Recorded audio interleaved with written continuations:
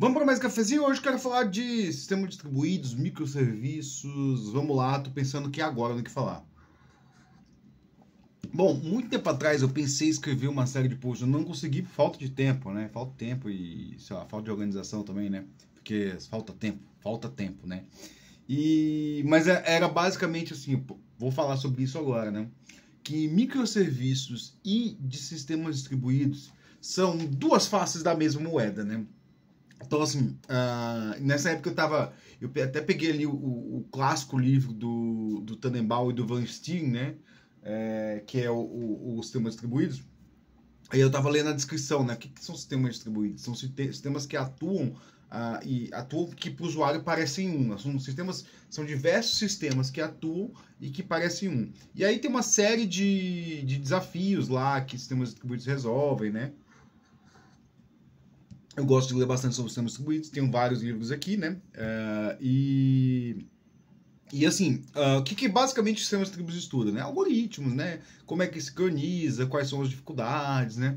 E aí você vai mas microserviço também tem alguma coisa assim, né? Você olha lá, tipo, microserviço é muito sobre isso, né?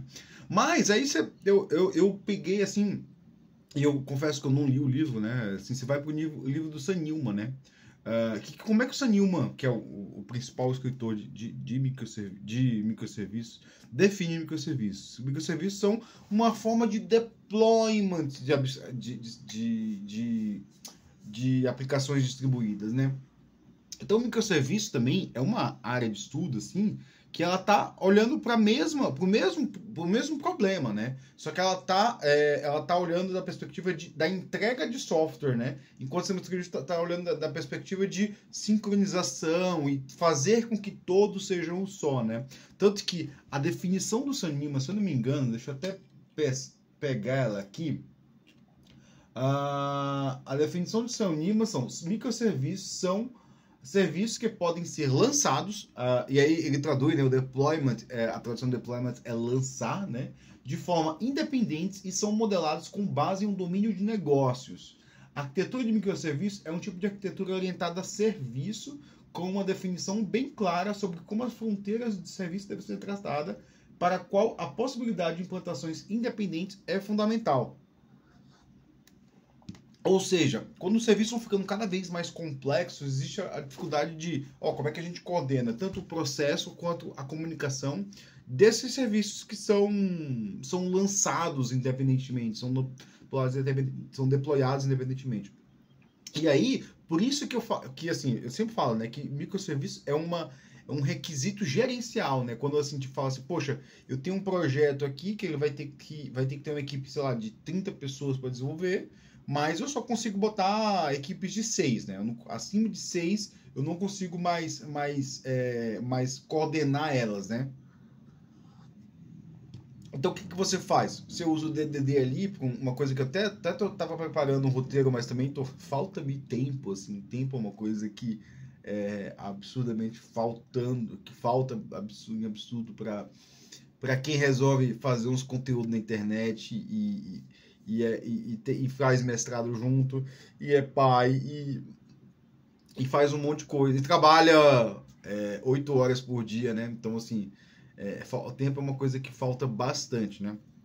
E aí, qual que é o foco do microserviço, né?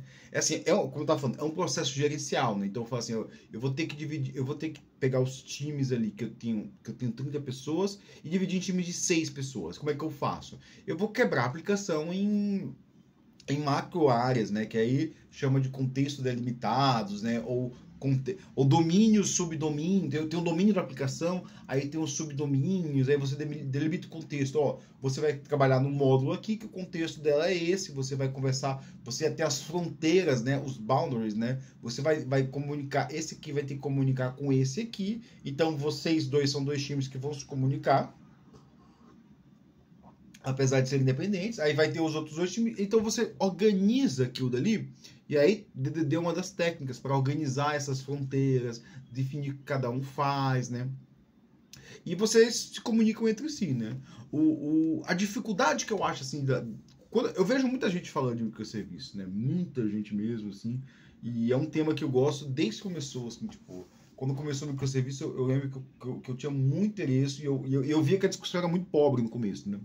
No começo ali para 2015, assim, se falava de microserviço como vai resolver todos os seus problemas, mas ninguém dizia o que era microserviço, ninguém, tipo, dizia... E eu sempre fascinado por padrões, né? Ninguém definia qual que era um padrão, assim, como é que a gente faz microserviço? Tem algum padrão aí para fazer microserviço? Ninguém definia isso. Então era uma discussão pobre. E hoje ela continua pobre. Ela continua pobre porque se fala-se pouco dos padrões, né? Toda vez que eu vejo alguém falar microserviço, basicamente eu tenho uma API REST que comunica com outra API REST, né? E quem já leu o meu estudo individual no mestrado, né? Já voltei várias vezes aqui. Vou deixar o link de novo. Vou deixar o link do post do blog que eu tô tá aqui na minha frente, que é uma série que é coisa bem boba mesmo, que eu pego para fazer. Tem post blog que eu pego pra fazer rascunho. Vai que eu falo assim, tô pensando nisso aqui, ou tô lendo alguma coisa aqui. Aí eu tento resumir aquilo que eu li, né? Então meu blog é basicamente isso, resumos do que eu tô lendo ou coisas que eu tô aleatórias que eu tô pensando para poder usar assim depois, né? E o meu trabalho individual no mestrado foi sobre Message Oriented Middleware, né? Que é uma coisa que é muito mal falada, assim, mal falada não no sentido de que as pessoas falam mal, não, as pessoas falam superficialmente, assim, até mesmo que pessoas que querem se especializar, tipo, é muito difícil mesmo encontrar alguém que sabe definir corretamente o que é PubSub e o que é Kiwi, né? Tipo, e aí que eu tava tentando falar aqui, né? As pessoas falam de microserviço só como se fosse uma casinha só que ou é Kiwi ou é REST, né? PubSub é muito mal compreendido, assim, e as pessoas não conseguem definir cruzar uma fronteira de que, isso aqui é Kiwi, isso aqui é PubSub. Enquanto, assim, eu acho também que a área de estudo também não ajuda, né? Porque a gente pensa assim, é Message Oriented Middleware, né? Mas a gente para e pensar assim, peraí, Kiwi e PubSub são totalmente diferentes, né? Assim, se eu fosse resumir rapidamente, assim, né?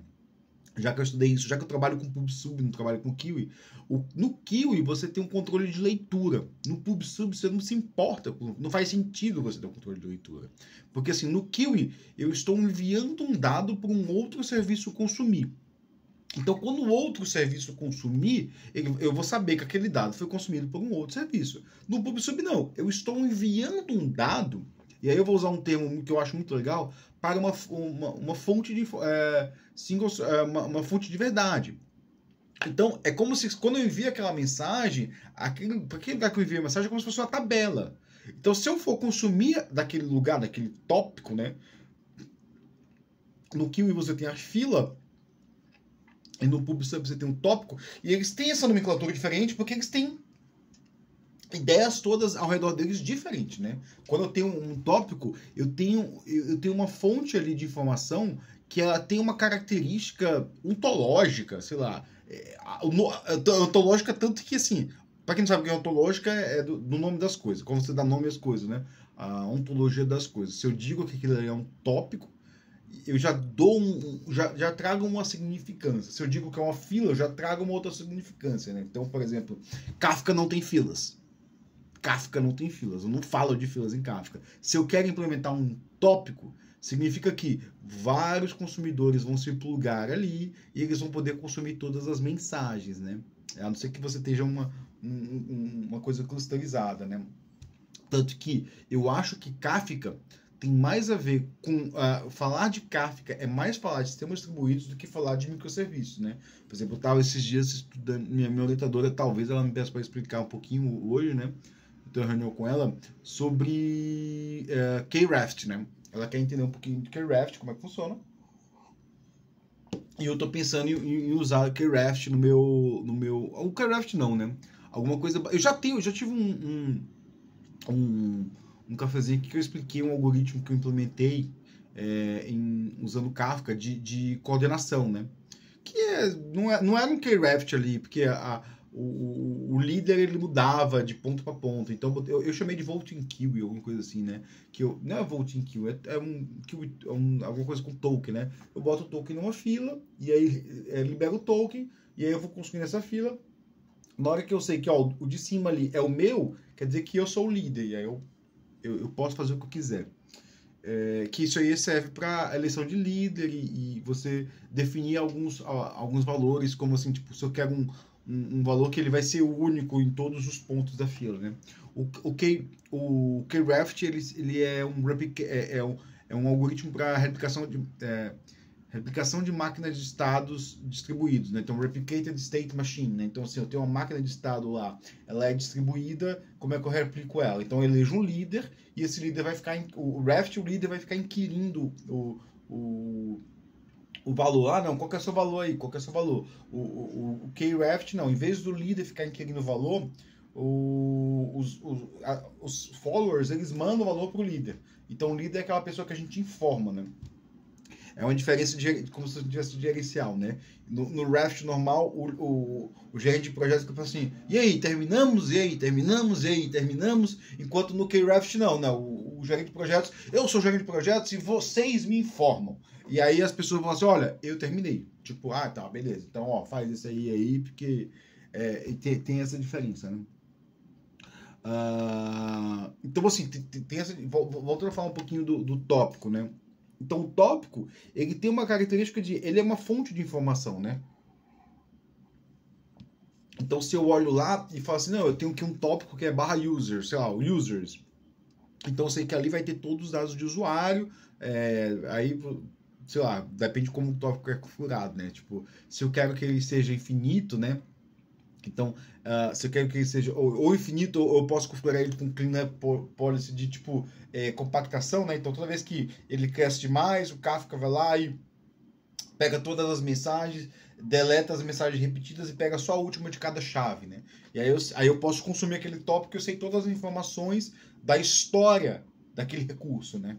Então, e ela também é sequencial. O tópico tem foi uma coisa que eu não gostei, assim, quando eu olhei eu não procurei, apesar que eu até terminei um curso sobre isso no Udemy, né? Eu fiz um curso no Udemy, aí eu olhei como se implementa isso, o consumo de tópico em Spring, né? E aí eu olhei lá assim, eu não gostei. Eu não gostei, porque a gente não tem. A gente até tem controle do. Ele bota EC, né? Do consumo. EC no consumo é horrível. Porque não é um EC, né? Eu não estou dando um EC que eu consumi aquela mensagem, né? Eu estou dando um commit. Por que commit? Qual que é a diferença? Porque eu tenho um distributed commit log, né? Então, pensa num log. O log, a gente tem ideia do log de aplicação, que é aquele arquivo que eu escrevo todas as informações da aplicação, né? Mas não, quando eu tenho um distributed commit log, é um arquivo que eu vou só inserir no registro no final dele.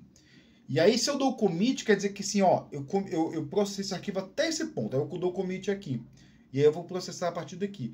Então, quando eu tenho um distributed commit log, eu sempre estou lendo aquela informação como log. Então, assim, se eu estou lendo as informações de usuário, eu estou lendo eu não estou lendo as informações do usuário 1, do usuário 2, do usuário 3, do usuário 4. Eu estou lendo as informações sobre o tempo, né? Então, assim, esse registro veio depois desse, que veio depois desse, que veio depois desse.